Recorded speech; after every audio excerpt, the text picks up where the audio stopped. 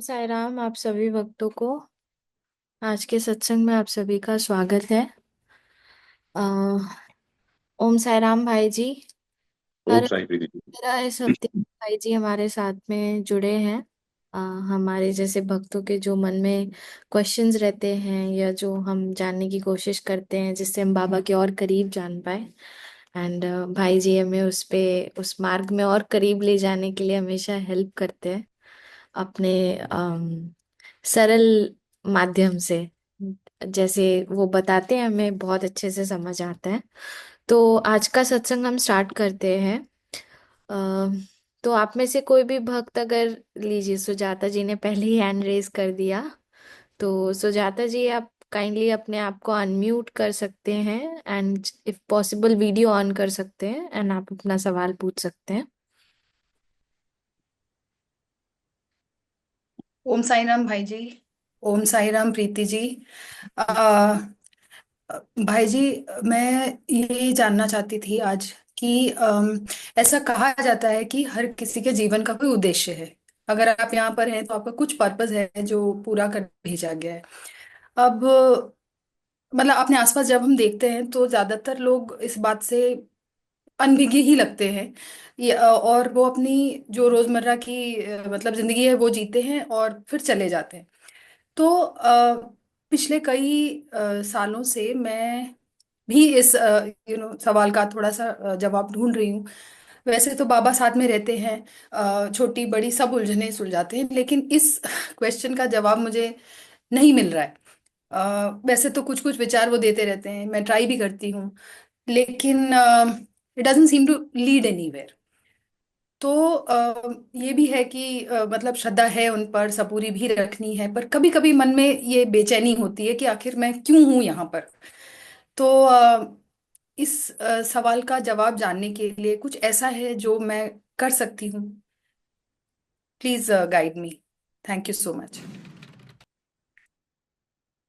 ओम साई, मेरे अंदर बैठे साईं का आपके अंदर बैठे साईं को अभिवादन, अभिनंदन, आलिंगन और नमन। सुजाता जी, ये बिल्कुल सही बात है कि हम सभी जो यहाँ पे इस धरा पर, इस पृथ्वी पर भेजे गए हैं, हम सभी का कोई ना कोई उद्देश्य जरूर है। उद्देश्य कैसे पता लगे, ये सबसे बड़ा टास्क होता है, सबसे बड़ी दुविधा होती है, सबसे बड़े चुनौती यही प्रश्न हमारे सामने रखता है। हम सबको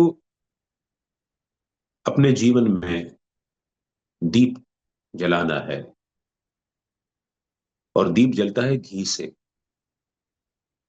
और घी बनता है दूध को मथने से। मथ करके मक्खन बनता है, और मक्खन से फिर घी बनता है। तो वैसे ही दूध से मक्खन, मक्खन से घी, और घी से दीपक जलता है। तो प्रश्न उठता है कि क्यों दूध से दीपक नहीं जलता। आप स्किम करते हैं उसको, आप अपने, वैसे ही आपको अपने मन को भी स्किम करना चाहिए। वैसे ही आपको अपने मन को मथना चाहिए। आप जब उसको बहुत गहराई से, बहुत इंटेंसिटी के साथ, बहुत सापेक्ष रूप से आप उस मन को मथेंगे, तब आपको आपके जीवन का उद्देश्य समझ में आएगा। बहुत सुपरफिशियली नहीं करना है। कहते हैं ना कि अंग्रेजी में कहा जाता है कि I I suddenly found my calling, यानी मुझे अपने जीवन का उद्देश्य अचानक से समझ में आ गया। तो meanwhile we have to keep skimming our mind and try and find the reason as to why we are here. Scheme कैसे करेंगे? अब ये जो मथने वाली क्रिया है वो कैसे करेंगे? हम दूध में से पानी अलग करते हैं, जो पानी का कंपोनेंट होता है वो अलग करते हैं। वैसे ही मन में से जो हमारे ऐसे विचार हैं जो हमको बेकार के कर्मों की ओर ले जाते हैं, मथते मथते उनको हमको आइडेंटिफाई करना होगा और उनको अलग करना होगा। जब वो अलग हो जाएंगे तो वो दूध सॉलिडिफाई होके मक्खन का रूप ले लेगा, यानी हमको ये समझ में आ जाएगा कि कम से कम हम किस राह पर चल रहे हैं।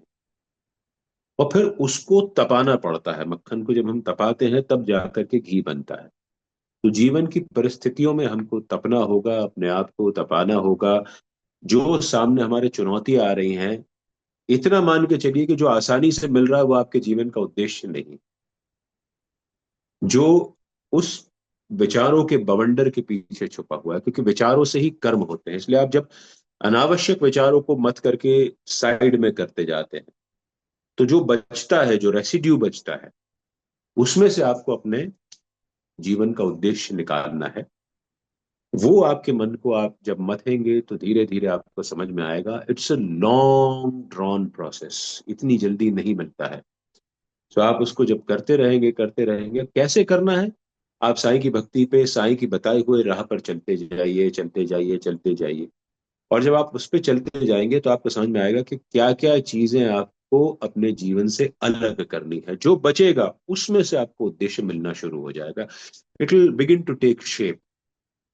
सो चलते जाइए, साईं सच्चरित्र को पढ़िए, साईं सच्चरित्र को आचरण में लाइए, और साईं सच्चरित्र को आत्मसात करिए। जब आप ये कर पाएंगे तो धीरे धीरे आपके जो विचारों पे जो धुंध है, धुंध का कुहासा है, वो छटना शुरू हो जाएगा। तो कोशिश करते रहिए, और धीरे धीरे कहीं ना कहीं आपको वो चीज स्ट्राइक करेगी कि eureka, that will be your eureka moment, के ये बस अब मुझे मिल गया है। करते रहना पड़ेगा, ओवरनाइट नहीं होने वाला। अगर हो जाएगा आपके जीवन में तो ओवरनाइट हो जाएगा, तो you are a very lucky person and the blessed person, Baba's blue eyed baby. ठीक है। जी। जी। Thank you so Om much. Sai, Om Om Sai. Sai. Thank you Sujata ji. Next question Sneha ji का चैट बॉक्स में आया है। जी। ओम साईराम भाई जी, please throw some light on history and significance of Nandadeep at Shirdi. Om Sai, Sneha ji, Nandadeep has a wonderful relevance to Sai Baba's life. Nandadeep जो है वो बाबा का मी टाइम होता था। वहां पे जाकर के बाबा एक सॉलिट्यूड में रहते थे। जो हमने सच्चरित्र में पढ़ा है, जो हमने साईं बाबा के पेरिफेरल इतिहास में पढ़ा है, जो हमने साईं बाबा के सप्लीमेंट्री जो किताबें उपलब्ध हैं उनमें पढ़ा है, तो ये समझ में आता है कि नंदादीप जो है वो उस वक्त, अभी तो पेडेस्टल बना हुआ है, करीब 3-4 सीढ़ियां चढ़ करके हम चढ़ते हैं, वहां पर एक दीप रखा हुआ है। उस जमाने में ये नंदादीप जो था वो जमीन के नीचे होता था, और बाबा ने उसको जलाया था, उस दीप को, और उस दीपक को जलाए रखने की जिम्मेदारी होती थी अब्दुल की। उसके ऊपर वो टीन की चद्दरें रख देता था, उसके ऊपर वो तारपोलिन रख देता था, जिससे कि पानी से भी वो दीपक ना बुझे। और बाबा जब भिक्षाटन के लिए जाते थे उस वक्त, और जब शाम को लेंडी बाग सैर पे जाते थे, उस वक्त बाबा नंदादीप तक जाकर के बैठते। अब्दुल के अलावा वहां किसी को अलाउड नहीं था कि कोई भी उस नंदा दीप तक चला जाए। जितने बाकी बाबा के अकम्पनिंग लोग थे वो सब के सब काफी दूर उनको रोक दिया जाता था। ये मान के चलिए कि लगभग जहां अभी श्याम कर्ण या श्याम सुंदर की समाधि है, लगभग वहां पर लोगों को रोक दिया जाता था। बाबा जाते वहां पर पहले से एक मटका भर करके, पानी भर करके अब्दुल रखा रहता था वहां पर, और बाबा वहां जाते और अपने हाथों से चारों तरफ उस दीपक के पानी को छिड़कते और कुछ बुदबुदाते थे। ये बहुत लोगों को नहीं समझ में आया कि बाबा क्या बुदबुदाते थे। इनफैक्ट तो अब्दुल से जब पूछा गया तो अब्दुल ने कहा कि बाबा कुछ मंत्र पढ़ करके, कुछ कलमे पढ़ करके अपने भक्तों की खैरियत की कामना करते हैं। इसका सिग्निफिकेंस हमको इससे समझ में आता है कि नंदा दीप पहली बात तो लेंडी बाग में स्थित है। लेंडी बाग जो है वो बाबा ने अपने हाथों से फुलवारी जहां पर लगाई थी, वो जगह है। हम लोग गर्मी के दिनों में देखते हैं, आजकल तो पक्की सड़कें हो गई, लेकिन पुराने घरों में हमारे दालान होता था, जिसमें कच्ची मिट्टी का दालान होता था, और हम लोग उस पर, वो उस भूमि पर गर्मी के चलते क्रैक ना पड़ जाए, तो हम लोग शाम को अपने हाथ में पानी लेकर के उस पे छिड़कते थे ताकि धूल उसमें से ना उड़े, उसका सरफेस इंटैक्ट रहे। तो ये बाबा की क्रिया थी कि बाबा के भक्तों का सरफेस इंटैक्ट रहे, उनको कोई तकलीफ ना हो।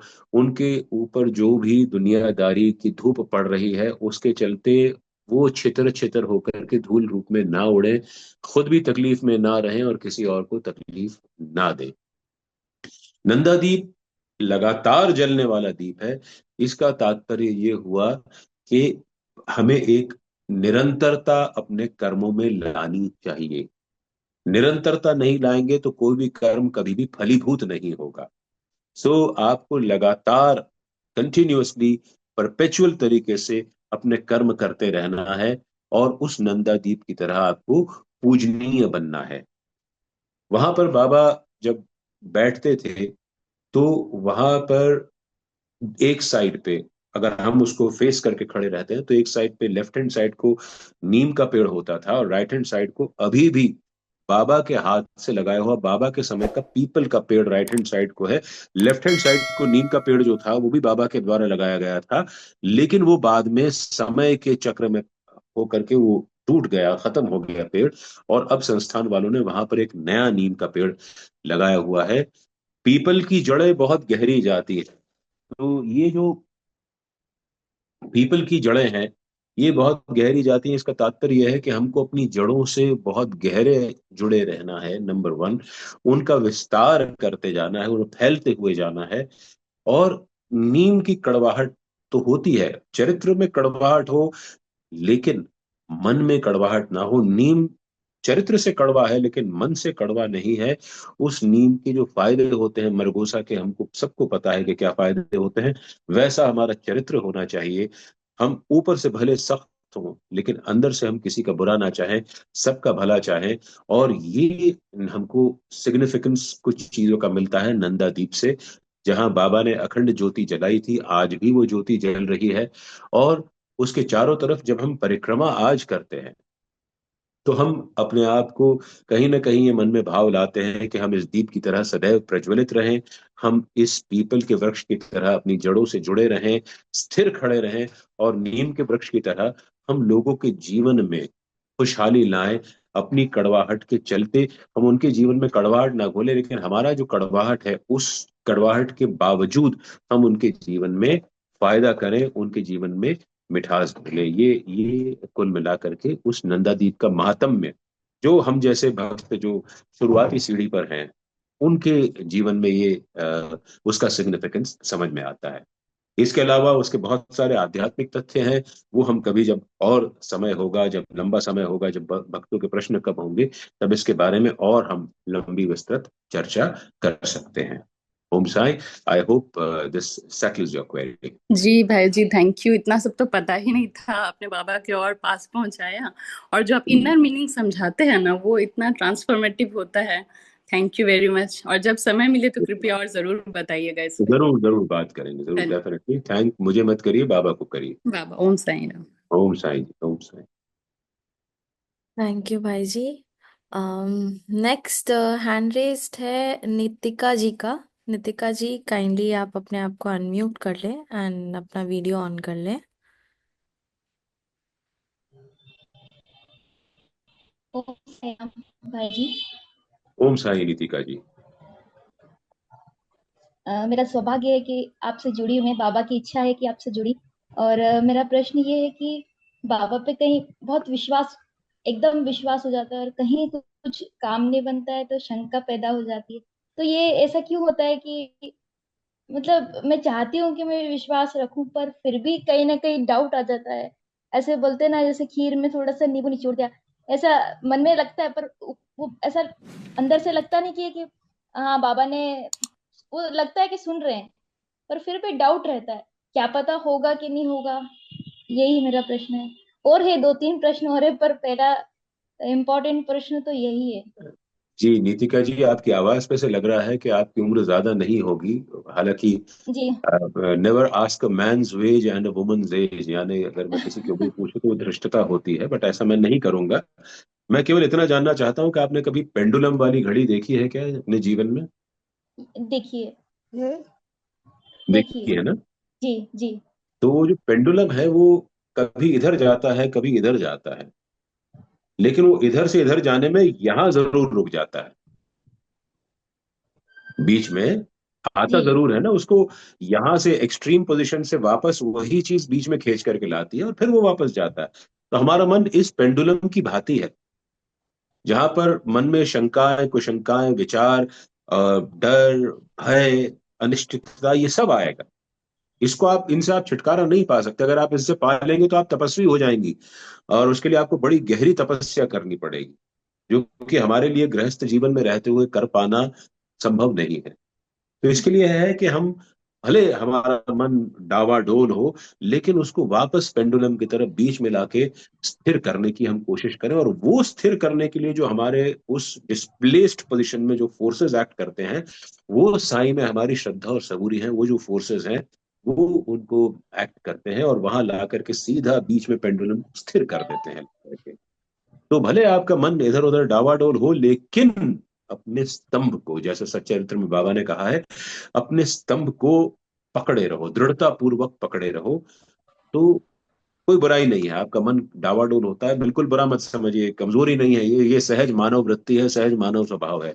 इसमें कोई बुरा मानने वाली बात नहीं है। धीरे धीरे आध्यात्मिक रूप से हम लोग और उन्नत होते जाएंगे, और तब एक समय ऐसा भी आएगा कि हमारे मन में तमाम उलझनों के बावजूद, तमाम झंझावातों के बावजूद, कोई भी मन में भय का भाव नहीं रहेगा। उस साई में उस प्रकार की हमारी जो भक्ति है उसको प्रगाढ़ होने में समय लगेगा। तब तक आप पेंडुलम की तरह इधर उधर हो जाइए, बाद में आकर के स्थिर हो जाएंगी, वो भी चलेगा, उसमें कोई बुराई नहीं है।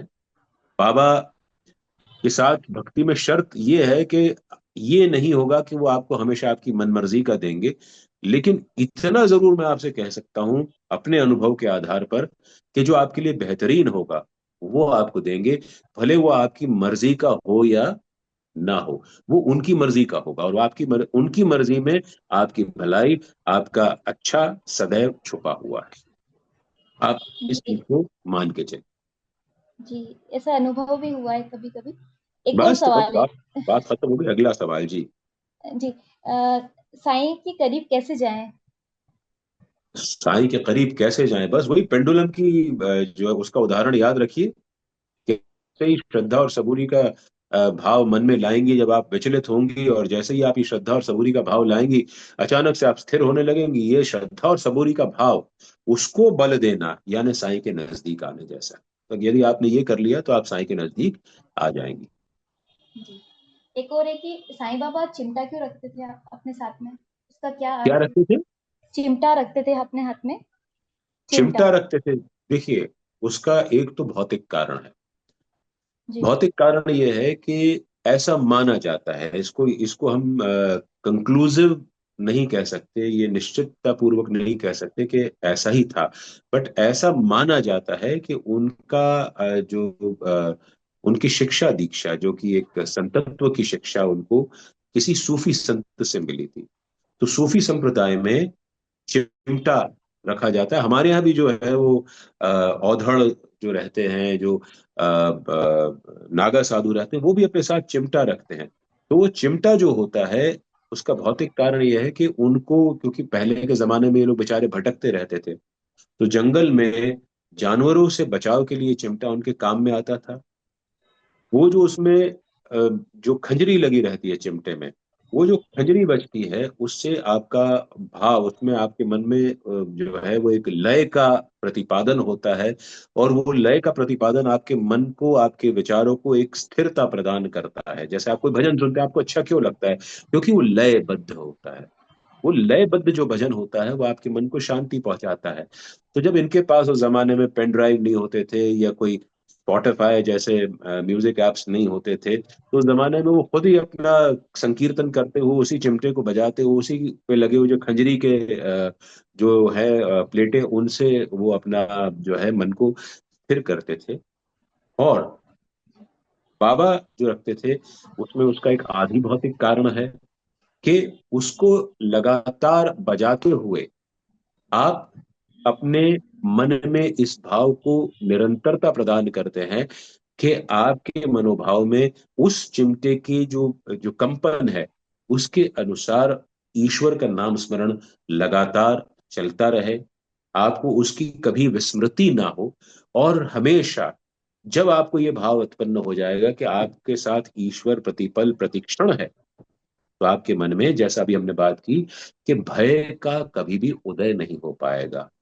तो अभयत्व प्रदान करने में भी ये इसका आदि भौतिक कारण ये समझ में आता है। ये उसके चिमटे की प्रासंगिकता है। जी। और है सवाल, पर मैं आप बाकी को कितने मौका प्रश्न दे लेकर के आई हैं? जी। हाँ। बाकी को मौका दूंगी। मैं अब जुड़ूंगी, आप हर बार हर मीटिंग में तो धूल साफ होती जाएगी और क्लियरिटी आती जाएगी। ये साईं की जी इच्छा है कि मैं आप आपसे जुड़ूं। मतलब अभी आप एक चौथाई दर्जन तो प्रश्न पूछ चुकी हैं वैसे। कंटिन्यूएशन में उनके क्वेश्चंस आ रहे हैं क्योंकि जी रानी। शंका, तो बहुत सारे डाउट्स आते, तो उसका सॉल्यूशन कहाँ से मिलेगा? नहीं नहीं, बिल्कुल तो बिल्कुल आपको पूछना माध्यम चाहिए। बनाया है साईं ने, तो अब मैं नहीं जुड़ूंगी और अपने जो भी विचार है जिसमें धूल आ गई है उनको साफ करूंगी जी आपसे। अवश्य पूछिए। मैं बाबा से प्रार्थना करूंगा कि बाबा मुझे जो है वो इतनी शक्ति दें कि आपके मन के संशयों को मैं दूर कर पाऊं। जी। Om Sai Ram. So much. Om Sai ji, Om Sai. Thank you भाई जी, आप इतना ब्यूटीफुली और इतना सिंपल वे में एक्सप्लेन कर रहे हैं कि मतलब जो शायद उतना नहीं भी समझ पाए डिफिकल्टी या सच्चरिता पढ़ने के बावजूद भी, बट अगर वो आपको सुने तो जरूर उनको समझ आएगा। तब तक बाबा की लीला है। नेक्स्ट हैंड रेस किया है चंद्रकांत जी ने। तो चंद्रकांत जी काइंडली आप अपने आप को अनम्यूट कर लें। जी। नमस्ते सुमित जी। जी नमस्कार, साई राम चंद्रकांत जी। नमस्ते सुमित जी। सुमित जी, हाँ। आज मैं एक सच्चरित्र में एक पाठ पढ़ रहा था। बॉडी के का खंडन करने का, उसका महत्व क्या है? कौन सा खंडन करने का? बॉडी का पार्ट्स एंड खंड योग, जो बाबा का यौगिक क्रियाएं हैं। उसका महत्व क्या है बाबा का दिनचर्या में? जी जी जी। देखिए क्या है, अभी हमने शायद पिछले सत्संग में बात की थी, मुझे याद नहीं है, कि जो अष्टांग योग है, जो योग के 8 प्रकार है, उसमें जो ये फिजिकल एक्सरसाइजेज हैं जिसको हम योगाभ्यास कहते हैं, वो योगाभ्यास जो है वो उसका 1/8 का भी छोटा सा हिस्सा है। तो लेकिन हम लोग जब बाबा का जयकारा लगाते हैं तो आप याद करिए, अनंत कोटि ब्रह्मांड नायक राजाधिराज योगी राज, योगी राज, यानी जिसने अपने आप को साध लिया हो। योग का अर्थ होता है मनः चित्त वृत्ति निरोध, यानी मन की यानी चित्त की जो वृत्ति होती है, जो उसका भटकाव होता है, उसको जो रोक सके उसको योग कहते हैं। तो योग यदि हम ये मान के चले कि केवल शारीरिक क्रियाएं हैं, तो ऐसा नहीं होता। ये शारीरिक, मानसिक और आध्यात्मिक क्रियाओं का समागम है। क्यूमुलेटिव एफर्ट, उसको क्यूमुलेटिव एग्रीगेट कहते हैं, कि वो जाकर के इंसान अलाइन हो जाता है प्रकृति के नियमों के साथ। जो खंड योग है, ये बेसिकली शारीरिक योग की, योगाभ्यास की एक वृत्ति है। और इसको आप जब यूज में लाते हैं, जब आप अपने सारे खंडों को, जब आप अपने खंडों को विखंड कर लेते हैं, यानी आप अपने हाथ को, पैर को, सारे अवयवों को अलग अलग कर देते हैं, तो आप अपने अंदर अपनी आसक्ति समाप्त कर देते हैं। आपको ये समझ में आ जाता है कि ये सारी चीजें, जिस जिस शरीर पे मैं अपने आप को बहुत ज्यादा गर्व कर रहा हूं या जिसका मैं घमंड कर रहा हूं, वो शरीर इसी तरह से अलग अलग हो जाएगा। तो यानी आने वाले कल में जो हम अग्नि में हमारा शरीर खत्म होता है, या जो मिट्टी में दब करके शरीर खत्म हो जाता है, शैने शैने खत्म होता है, योगाभ्यासी उसको पहले ही अपने जीवन में आत्मसात कर लेते हैं कि my body is entirely futile, it is subject to an expiry date, और कभी ना कभी ये खत्म होगी।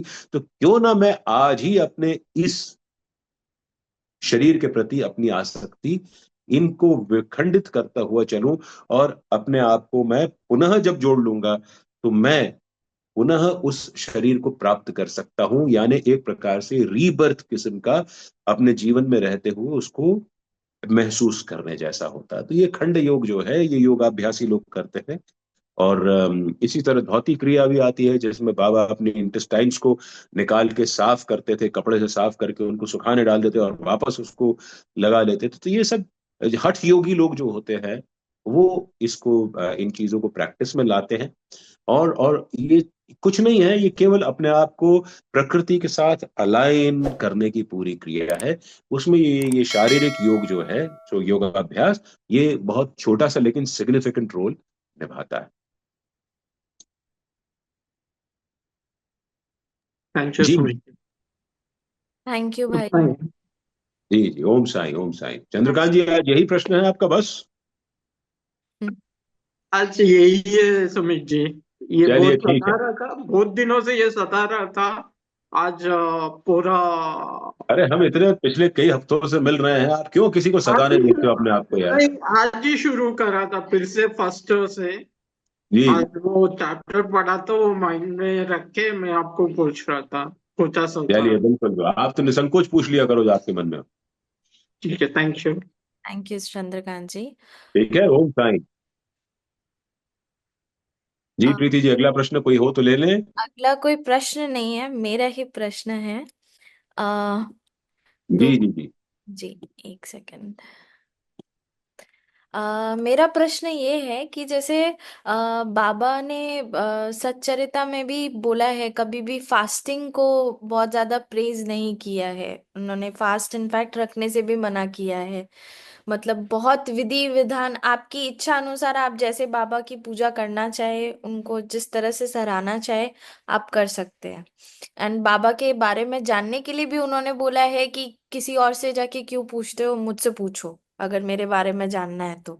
जी तो जी अभी के टाइम में जैसे बाबा के नाम पे लोग मतलब व्रत कथा, ये व्रत कथा का पाठ कर लीजिए, साथ एक सप्ताह साप्ताहिक पारायण कर लीजिए, तो ये बेनिफिट होगा। मतलब इतने थर्सडे का आप, क्योंकि थर्सडे हम बाबा को गुरुवार के दिन में गुरु मानते हैं, तो बाबा का जी दिन के हिसाब से उस दिन को मानते हैं, तो वो बोलते हैं कि इतने थर्सडे का आप फास्टिंग रखो तो ये हो जाएगा। अब इनफैक्ट कुछ जी लोग रेकी हीलिंग भी करते हैं कि बाबा जी से हमें जी एनर्जी, हम बाबा से डायरेक्टली कनेक्ट कर पा रहे हैं, तो उनकी हीलिंग जी पावर, मुझे नहीं पता ये कितना सही है कितना गलत। तो आप जी। काइंडली इस पे थोड़ा प्रकाश डालिए कि क्या है ये, वाकई ऐसा कुछ होता है या क्या है। हाँ, मतलब आपका प्रश्न जो है बहुत ही वाइड है, इसको बहुत सारी चीजों से हम कनेक्ट कर सकते हैं। पहली बात तो आपने की उपवास की बात, तो अभी जो श्री साई अमृत कथा पिछले महीने साई रिसुवाड़ा में बाबा ने करवाई थी, वहां पर हमने इस चीज को टच किया था कि जब बाबा ने स्वयं न कभी उपवास रखा और न कभी किसी को उपवास करने के लिए प्रेरित किया। यहाँ तक कि श्रीमती गोखले जब आई शिमगा यानी होली के अवसर पर, और वो स्वयं उपवास रख करके आई, तो बाबा ने उनको बड़ा स्पष्ट आदेश दिया कि दादा केलकर के घर जाओ, उनकी पत्नी मासिक धर्म से है, तो उनके बच्चे भूख से बिलख रहे हैं, तुम जाके पूरन पोली बनाओ, खुद भी खाओ और उन्हें भी खिलाओ। तो उनका एक प्रकार से बाबा ने उपवास तुड़वा दिया। तो बाबा की बड़ी स्पष्ट सीख थी कि उपवास यदि रखना है, उपवास का पहले तो हम लोग अर्थ समझे, हम लोगों ने इसको बड़ा कन्वीनियंटली जो है वो उपवास को खाने के साथ जोड़ दिया, जबकि खाने के साथ इसका कोई परोक्ष संबंध नहीं बनता है। उपवास जो शब्द है वो दो अलग अलग शब्दों से बना है। एक है उप यानी ऊपर जाना, और वास यानी रहना, ऊपर अपने अपना जो है, हमें ऊपर वास करना है, यानी ऊपर कौन रहता है? प्रभु रहते हैं। हमें अपना आचरण ऐसा रखना है कि हमारा वास, हमारा निवास, हमारा स्थिति उनके पास पहुंचने की दशा में आ जाए। तो हमें अपना आचरण ऐसा रखना है। तो उससे हमने जोड़ दिया उपवास को। और ये जो साईं व्रत कथा की किताबें हैं और ये जो किताबें छपती हैं, ये जो मंदिर वाले बेचते हैं कमीशन लेकर के, इसको मेरे तो, मेरी पत्नी पड़ोस वाले कमरे में ही है, सुन रही होंगी, मुझे बहुत इस बात पे नाराज भी होती है कि आप सीधे सीधे उन लोगों की पोल पट्टी खोल देते हो। तो ये जो जितने मंदिरों में मेरी कथा बाबा ने अब तक की बाबा ने करवाई है, मेरी तो क्या उन्हीं की कथा है, तो मैंने वहां पे स्पष्ट रूप से मंदिरों में कह दिया, भैया आप ये किताब विताब यहाँ से हटाओ, ये आडंबर मत करो, बाबा के नाम पे मनगढ़ंत कहानियां होती हैं।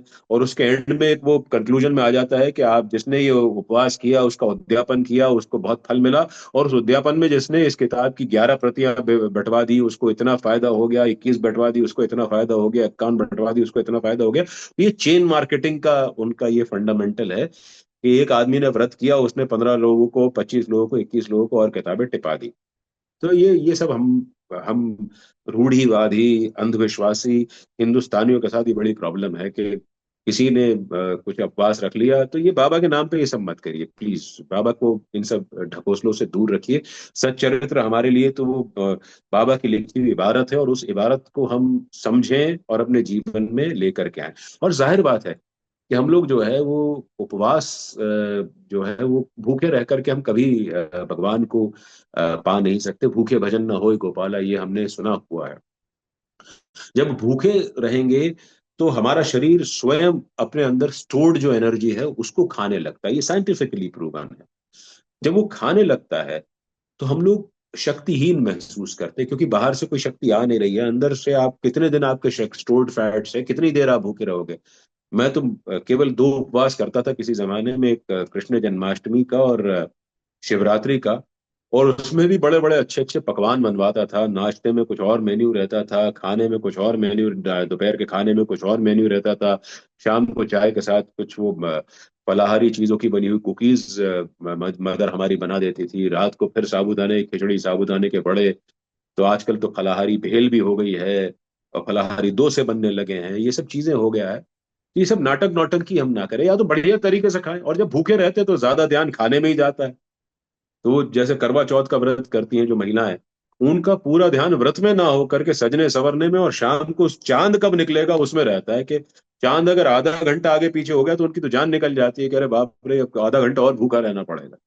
तो ये जितना हम भूखा रहेंगे उतना ही हम लोग जो है वो खाने की तरफ आकृष्ट होंगे, क्योंकि मन की सहज वृत्ति है कि जिस काम से रोका जाता है उस काम की ओर मन आकृष्ट ज्यादा होता है। तो ये हम ना करें प्लीज, बाबा के नाम पे ना करें। हमें अपने बॉडी को डिटॉक्सिफाई करना है, तो ये हम फास्टिंग करें जैसे महात्मा गांधी करते थे कि सप्ताह में एक दिन का उपवास रख लिया, तो शरीर के जितने टॉक्सिन्स हैं सब बाहर निकल गए। लेकिन उसको किसी भगवान से ना जोड़ दें, उसको किसी विश्वास के साथ अंधविश्वासी बना करके ना जोड़ें। ये पहली बात तो है। दूसरी बात यह है कि जो है आप बाबा के नाम पे आप रेकी हीलिंग और ये सारी बातें कि मेरे पास बाबा की शक्ति है और बाबा मेरे कान में आके फूक जाते हैं और मेरे हाथ यूं चले जाते हैं और बाबा की शक्ति आप तक पहुंच जाती है, व्हाट नॉनसेंस। इसको प्रतिपादन करने वाले भी मूर्ख हैं, इसमें विश्वास करने वाले भी मूर्ख हैं। और जो लोग इस प्रकार से अपनी शक्तियों को बताते हैं कि मेरे पास बाबा की शक्ति है, तो बाबा की शक्ति तो हम सबके अंदर है। ऐसा कोई भी व्यक्ति नहीं है जिसके अंदर बाबा की शक्ति नहीं है। जो बाबा में यकीन करता है उसके पास बाबा की शक्ति है। और आप कोई काम करके किसी के लिए उपयोगी बन सकते हैं तो इसमें कोई बुराई नहीं है। लेकिन ये जो रेकी हीलिंग है और मैं मानसिक तरंगे दूंगा या दूंगी और वहां से तुमको फायदा हो जाएगा, ये सब मेरे निजी मत में जो है इसका कोई मतलब नहीं है। किसी के भाग्य में ठीक होना लिखा है तो हो जाएगा, किसी के भाग्य में दुखी होना लिखा है तो वो हो जाएगा। वो प्रारब्ध को काट लेना चाहिए हमको, अच्छे बुराई सब झेल करके अपने प्रारब्ध को फ्री हो जाना चाहिए। जहां तक दुख आ रहा है ना, तो हो जाओ, दुखी हो जाओ, कर्म कट रहे हैं, वो फेज निकल जाएगा। दिस टू शैल पास। जब ये निकल जाता है तो समझ में आता है अरे हम इस चीज को सरवाइव कर गए। कैसे सरवाइव कर गए? क्या किसी ने हमको रेकी दी? नहीं, किसी ने रेकी नहीं दी। साईं का विश्वास, साईं में हमारा जो विश्वास है उसने हमको शक्ति प्रदान की। तो ये सब हम लोग ना करें। मुझे इन चीजों में कोई विश्वास नहीं है।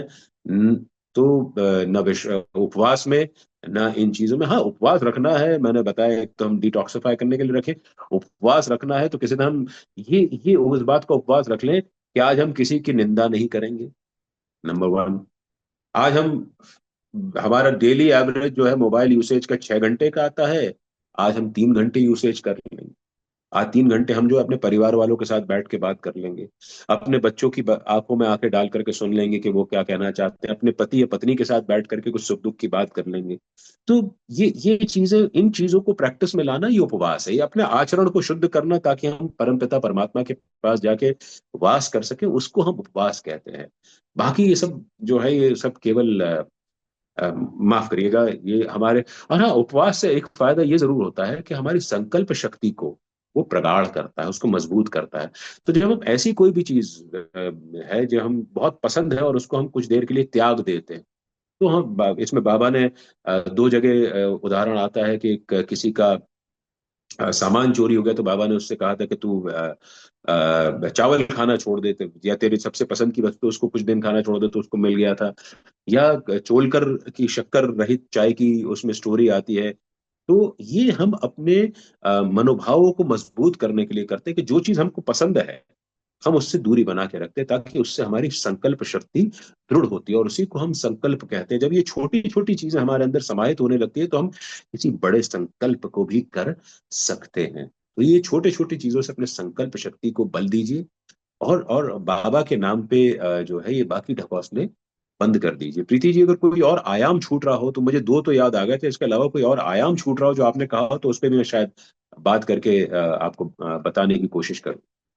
नहीं, मैंने इतना ही पूछा था। जी जी।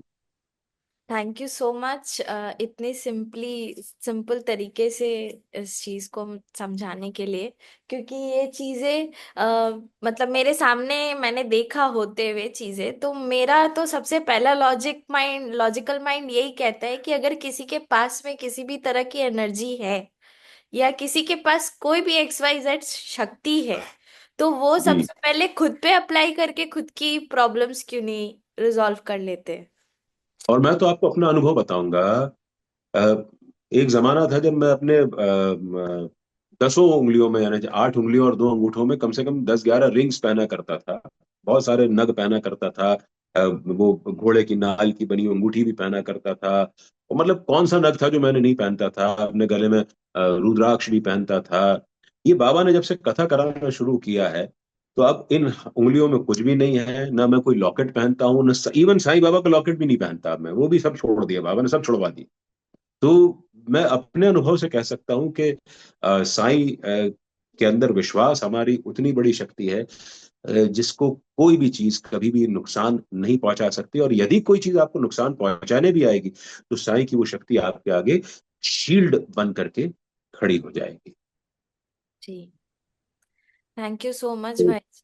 आप हर हफ्ते हमारे सत्संग में जुड़ते हैं, हमारे जितने क्वेश्चंस रहते हैं ऐसे कुछ बाबा से और करीब जाने के लिए, उनके बारे में समझने के लिए, उसमें हम लोगों को हेल्प करते हैं।